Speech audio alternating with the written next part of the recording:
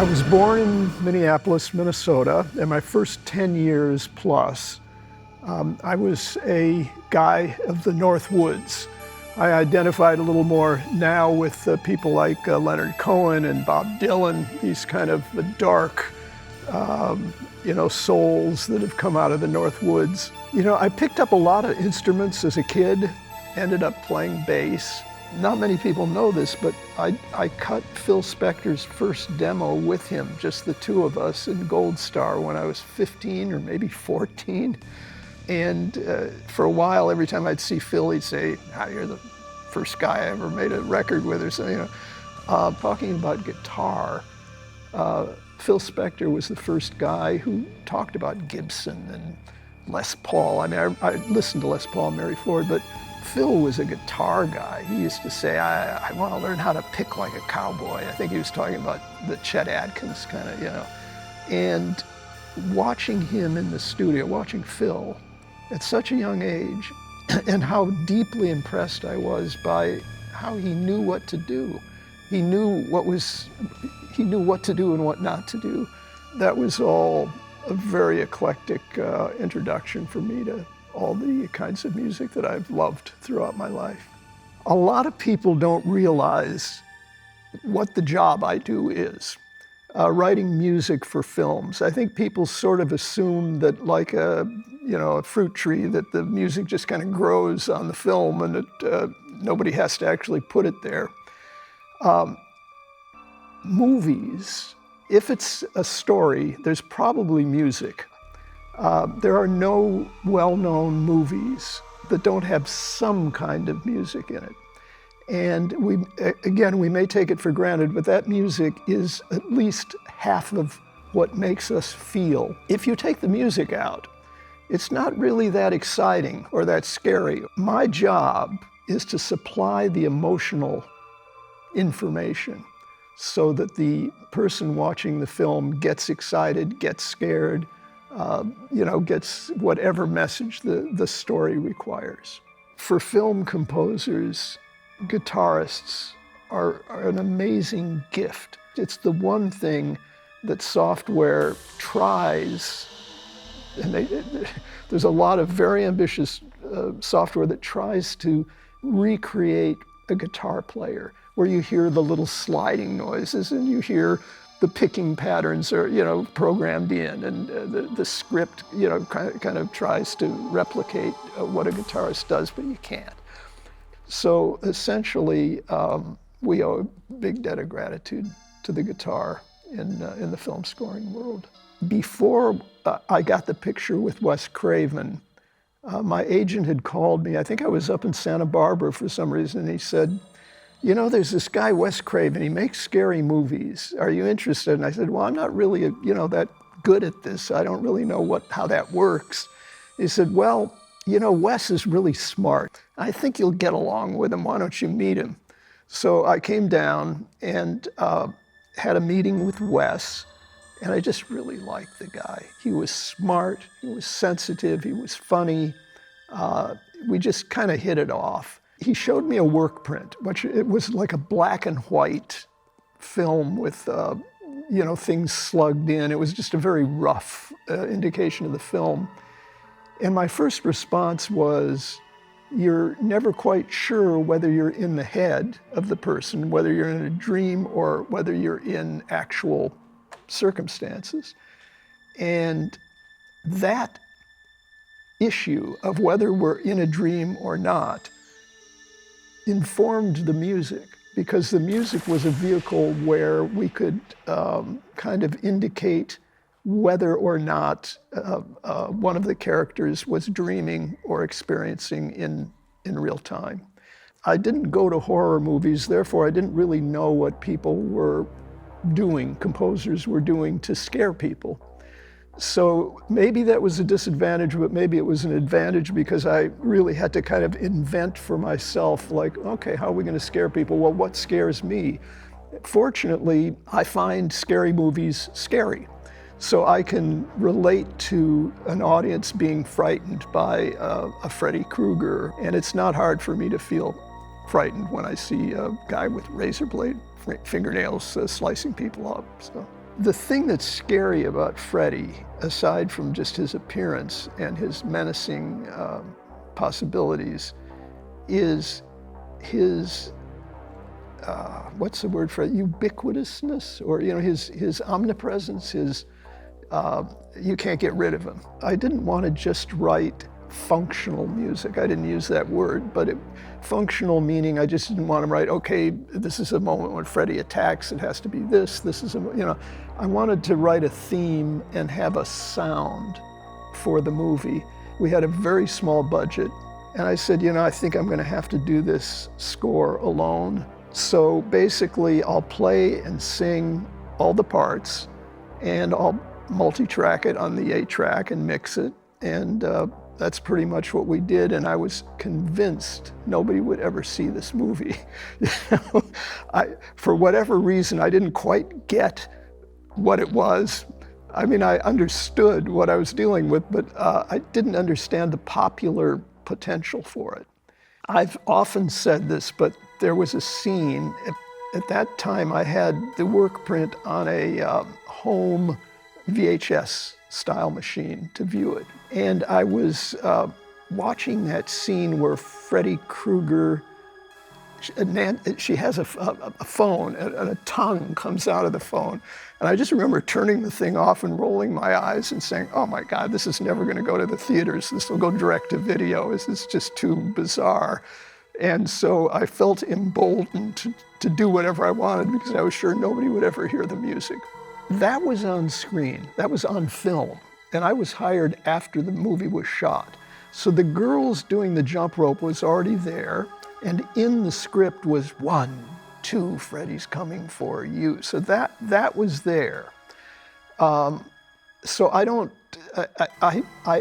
use that which was already kind of, because I think when she's in the tub, she kind of goes, 1, 2, Freddy's coming. So there was that little 2-note chant. When I began writing the music for A Nightmare on Elm Street, the film was finished but not locked. I guess that's the way. And the ending was not settled. How the movie was going to end, there were a couple of endings. They shot one while I was working.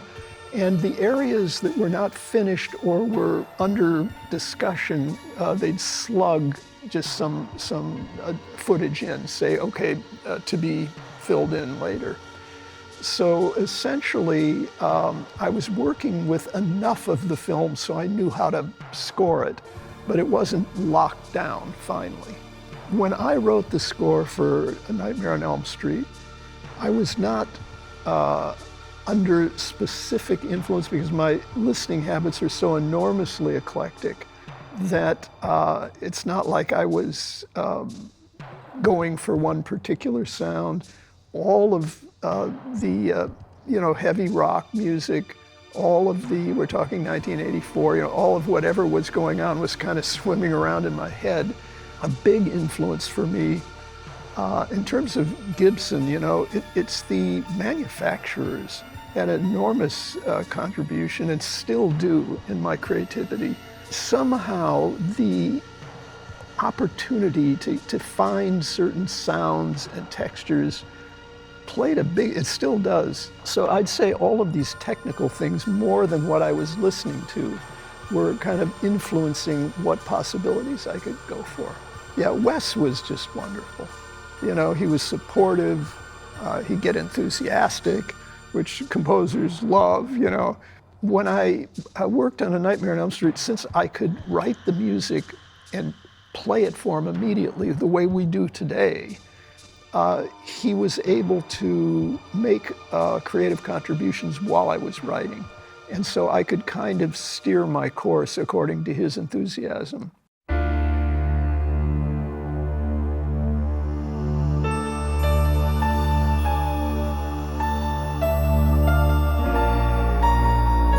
Those are the 2 chords.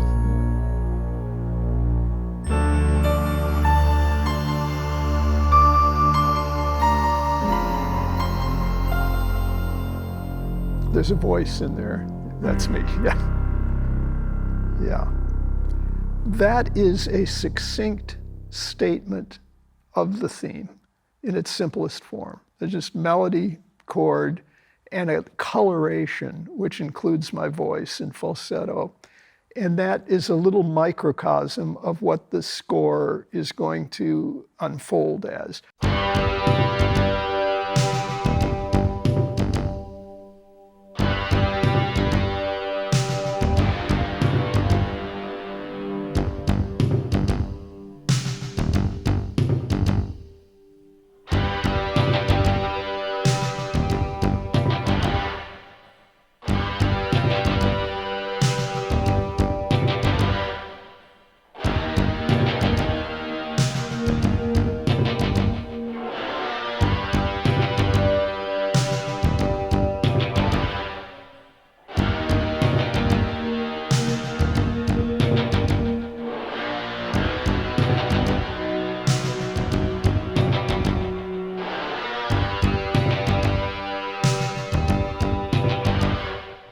Okay, this is interesting. Again, when you know where you're going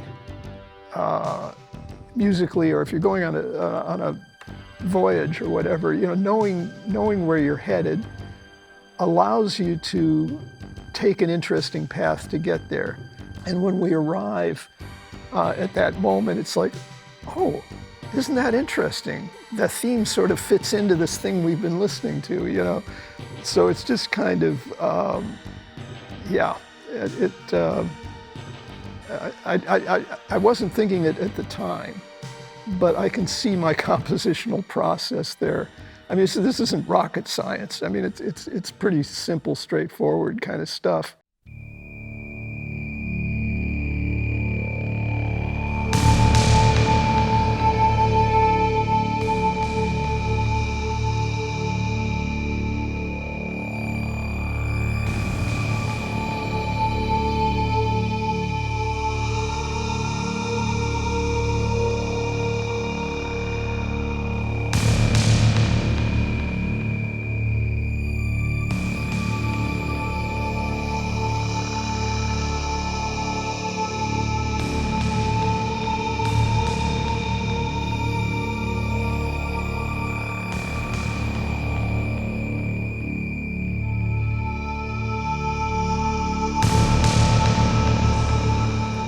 Here. Wow. It's kind of a dubstep move from a few years ago, you know. I'm pretty sure that's an Oberheim, and I'm pitch bending. And it sounds like I'm opening and closing filters a lot, probably manually and probably rotary knobs, you know, on those synths.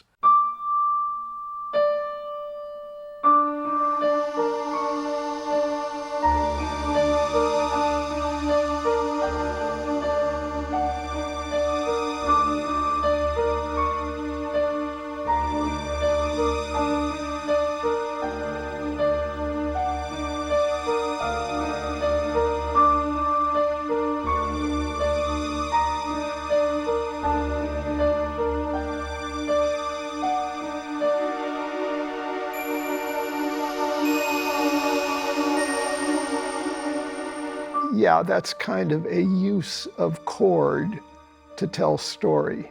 The purpose of that was to create an environment where you feel unsure, where you don't know when things are going to happen. So you're left in a kind of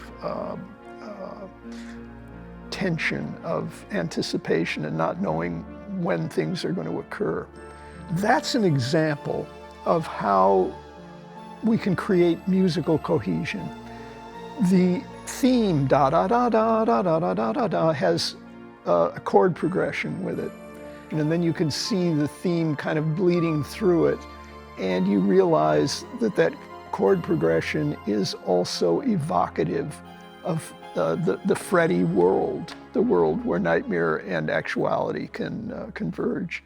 When I think about the sort of legacy of A Nightmare on Elm Street, I think about empowerment, individual empowerment, especially for women. The main character in A Nightmare on Elm Street is a young woman, and she basically tells Freddy Krueger to, you know, whatever is the polite term, She stands up to him and,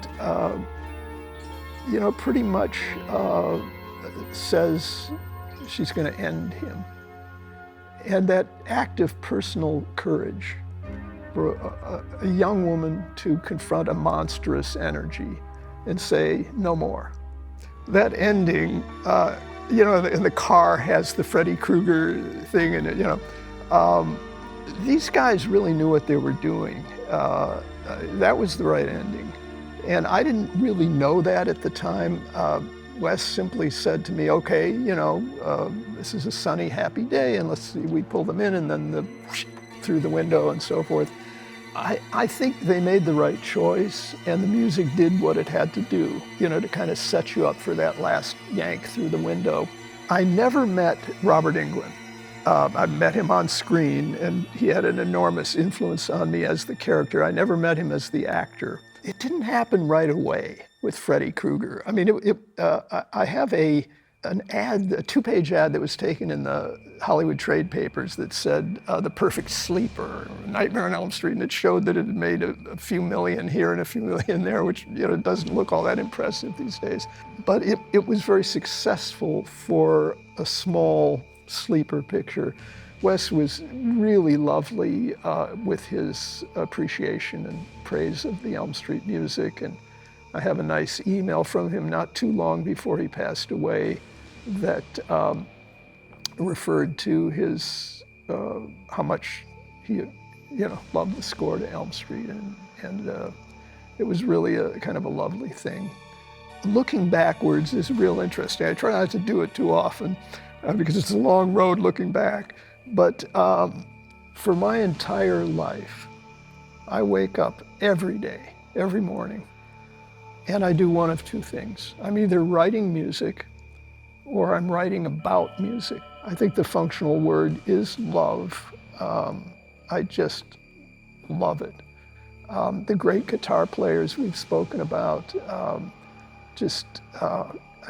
real artistry is a gift for us. And so every day I'm listening to the music, I'm writing it, or I'm thinking about it, or I'm writing about it. I do sometimes ask myself, what is the magic of music? And when you keep coming back to a kind of music or a piece of music, you don't want it to be the same experience every time. You want every time to be a new experience, but you want to keep coming back for that same experience in a new way. And being open to that and understanding that every time you come back to a piece of music, you're a different person. You've experienced more in life. You've loved more. You've felt more grief and loss. You can really hear those country lyrics, but I think, music gives us the opportunity to experience life.